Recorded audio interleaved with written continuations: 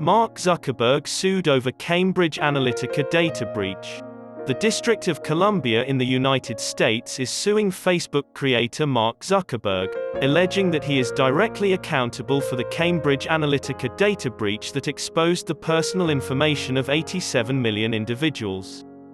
Political consultant accused of unlawfully stealing 87 million Facebook users' data in 2018. The data was allegedly used to rig the 2016 presidential election in the United States. Karl Racine, the D.C. Attorney General, filed a civil complaint against Mark Zuckerberg in the D.C. Superior Court.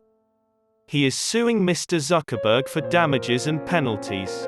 Zuckerberg is accused of being aware of the hazards of sharing user data, as was shown in the case involving Cambridge Analytica and its data mining service, according to the complaint.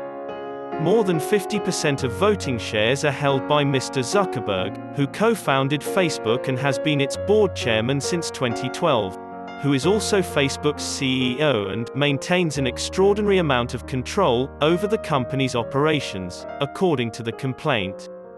Nearly 3 billion people use the social media behemoth every day.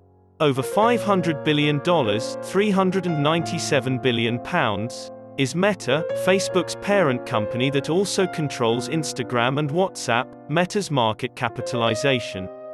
In the last several years, federal authorities and state attorneys general of both parties have taken legal action against Google, Amazon, and Apple, accusing them of market domination and abuse.